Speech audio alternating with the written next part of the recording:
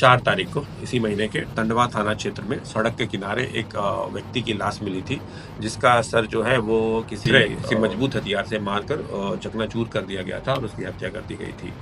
उस व्यक्ति की पहचान जो है वो नरेंद्र प्रसाद के रूप में हुई थी, जो हरिहरगंज स्थित मिल पर काम करता था।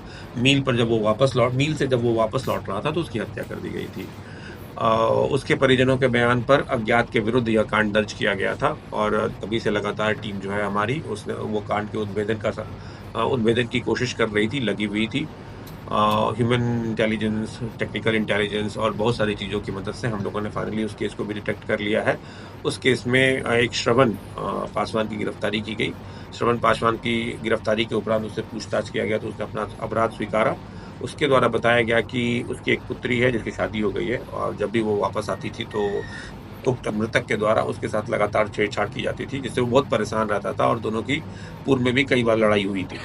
इधर उन दोनों के बीच में एक नाली का भी विवाद हो गया था, दोनों का घर अगल-बगल में ही है और इसीलिए उसने अपने दामाद और अपने एक अन्य सहयोगी की मदद से उसकी हत्या कर दी।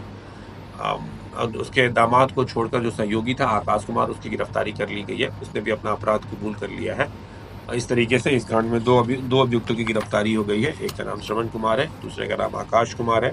श्रवण कुमार जो है वो टंडवा थाना क्षेत्र का रहने वाला है, साकिन मनोहरी, और ये आकाश कुमार भी वहीं का रहने वाला है। जो दामाद है उसके अभी तक गिरफ्तारी नहीं हो पाई है, लेकिन हम लोग उसे गिरफ्तारी का प्रयास कर रहे हैं और जल्दी उसकी गिरफ्तारी भी कर ली जाएगी।